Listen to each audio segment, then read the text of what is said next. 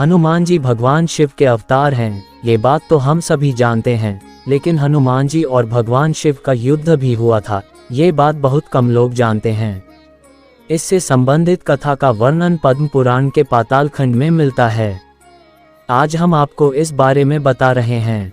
जब श्री राम ने अश्वमेध यज्ञ किया तो यज्ञ का घोड़ा घूमते घूमते देवपुर नाम के नगर में जा पहुंचा। उस नगर के राजा का नाम वीरमणि था। वीरमणि भगवान शिव का परम भक्त था, इसलिए देवपुर की रक्षा स्वयं भगवान शिव करते थे। वीरमणि के पुत्र रुक्मांगद ने जब यज्ञ का घोड़ा देखा उसे बंदी बना लिया। ये बात जब घोड़े की रक्षा कर रहे शत्रुघ्न को पता चली तो उन्होंने देवपुर पर आक्रमण करने का निश्चय किया। शत्रुघ्न और राजा वीरमणि की सेना में भयंकर युद्ध छिड़ गया।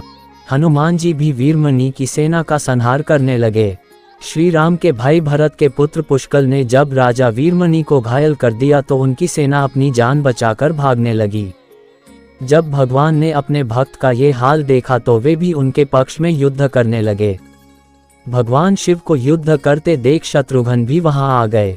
दोनों में भयंकर युद्ध होने लगा। भगवान शिव ने वीरभद्र को पुष्कल से नंदी को हनुमानजी से युद्ध करने के लिए भेजा।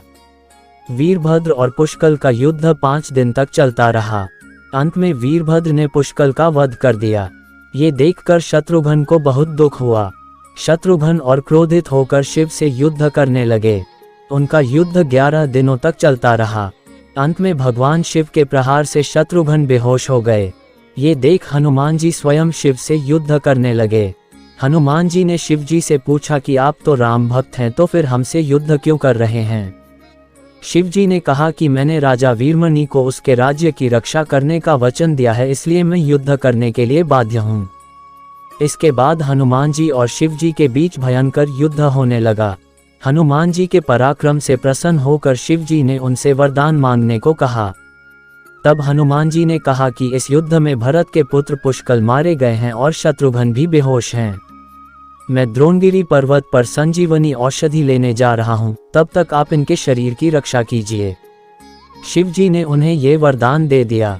इधर हनुमान जी तुरंत द्रोणगिरी पर्वत आए और संजीवनी औषधि लेकर पुनः युद्ध भूमि में आ गए। उस औषधि से हनुमान जी ने पुष्कल को पुनः जीवित कर दिया और शत्रुघ्न को भी स्वस्थ कर दिया। शत्रुघ्न और शिव जी में फिर से युद्ध होने लगा। जब शत्रुघ्न किसी भी तरह से शिव जी से नहीं जीत पाए तो हनुमान जी ने उनसे श्री राम को याद करने के लिए कहा। शत्रुघ्न ने ऐसा ही किया। श्री राम तुरंत युद्ध भूमि में प्रकट हो गए। श्री राम को आया देख भगवान शिव भी उनकी शरण में चले गए और वीरमणि आदि योद्धाओं से भी ऐसा ही करने को कहा।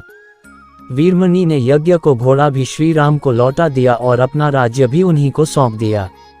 इस तरह वह युद्ध समाप्त हुआ।